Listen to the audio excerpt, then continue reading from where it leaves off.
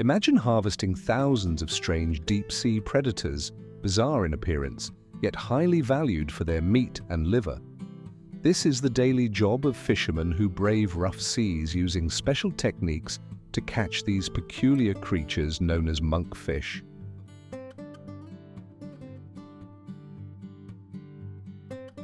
But the journey doesn't end there. Each monkfish must go through a strict handling process. Let's take a closer look at how hundreds of monkfish are caught and processed. Below are some fascinating facts about this bizarre species.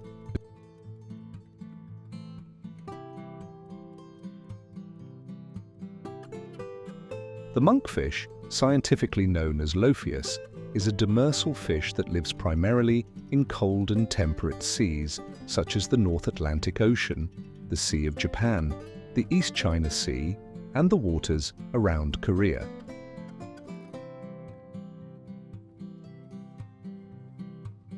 They typically inhabit depths ranging from 20 to 1,000 meters, though some species can live as deep as 1,500 meters or more.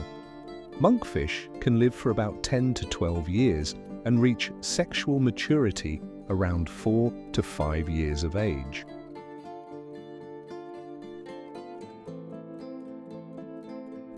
Their spawning season usually occurs in the spring or summer, when females release egg sheets made of gelatinous material, sometimes stretching up to 10 meters long. These egg veils float near the surface until the larvae hatch.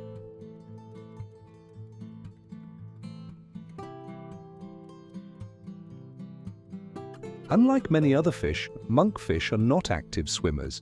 Instead, they use leg-like fins to walk along the seabed. Their skin color and ability to change pigmentation make them masters of camouflage, blending perfectly with their surroundings. In commercial fishing,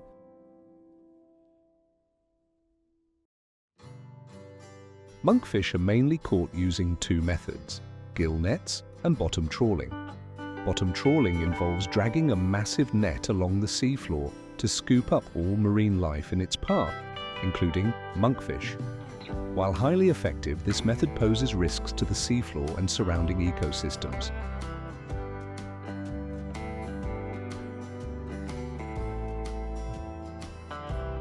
As a result, countries such as the United States, Japan, and those in Europe strictly monitor monkfish fishing. Boats must adhere to catch quotas, stay within legal fishing zones, and use gear that selects for specific sizes to avoid catching juvenile fish or non-target species.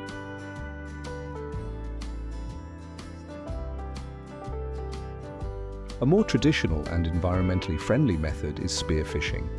Although it requires more effort, it allows for highly selective harvesting with minimal ecological impact. Divers must descend deep underwater and approach monkfish carefully to avoid startling them.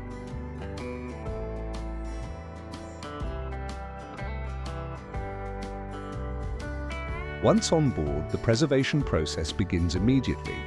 Monkfish, which can grow up to 1 meter long with thick, firm bodies, are placed into large ice-filled containers. These are stored in deep chilled holds on the vessel.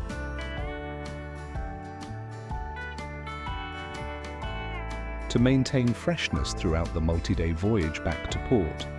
On larger vessels, fishing operations can last several days, making onboard refrigeration systems crucial for preserving the monkfish's quality before processing.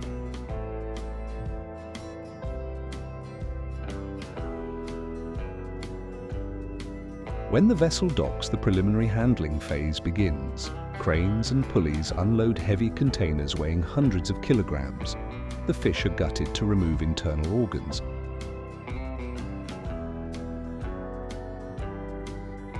Including undigested prey such as squid, small fish, and even smaller monkfish. Next, the fish are rinsed with fresh water to remove blood and impurities, ensuring accurate weight for pricing.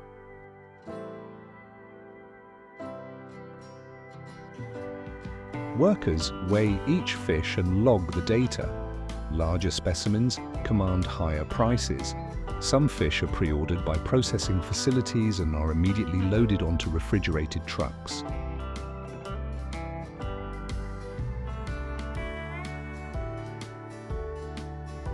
At the seafood processing plant, monkfish are sorted by size and sent to the filleting area. Skilled workers use specialized knives to remove the meat, discard bones,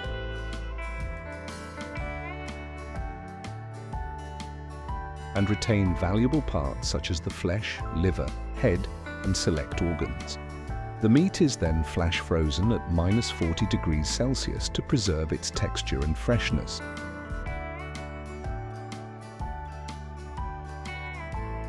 Then stored in industrial cold rooms until packaging.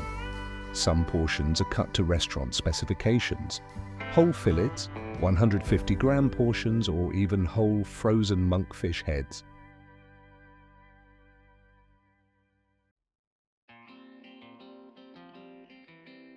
In fine dining restaurants, preparing monkfish is an art. The thick, rubbery skin is peeled off smoothly, revealing pristine white flesh underneath.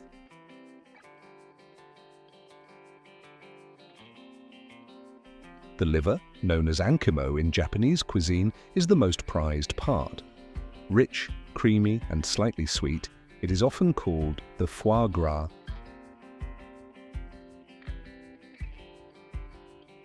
Of the sea. Ankimo is typically steamed, sliced, and served with ponzu sauce and grated daikon as a premium appetizer.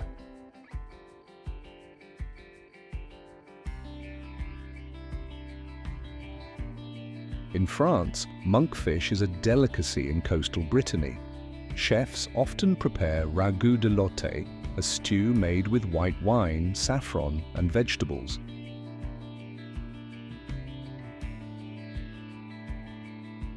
They favor the tail section, which has a lobster-like texture. In Korea, the famous spicy dish agujim features steamed monkfish with bean sprouts, tofu,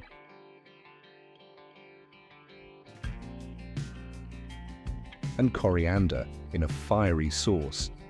In China, monkfish is usually steamed with soy sauce, ginger, and scallions, or simmered in spicy Sichuan hot pots.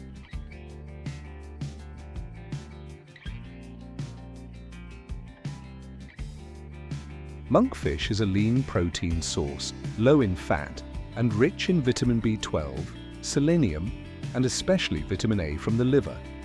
Its low cholesterol content makes it ideal for diet and fitness menus.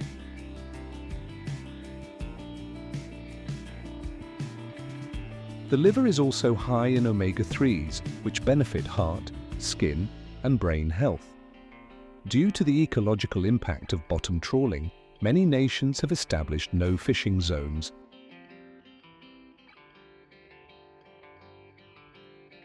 Seasonal bans during spawning periods and mandatory catch reporting.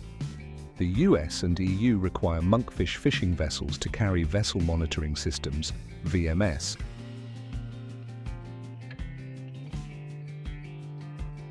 and limit catches through quotas. Furthermore, global initiatives such as the Marine Stewardship Council, MSC, are working with fishermen to promote sustainable practices and protect ocean ecosystems.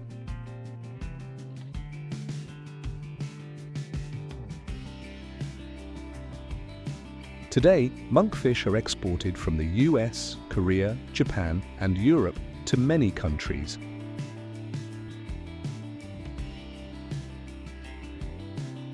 In Japan, fresh monkfish can sell for up to 2,000 yen per kilogram, $15. Fresh ankimo liver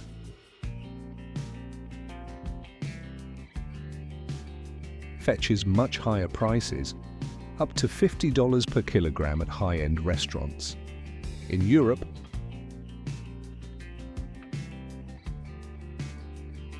frozen monkfish tails are common in supermarkets. The US exports hundreds of tons of monkfish annually to China, Japan, and Spain.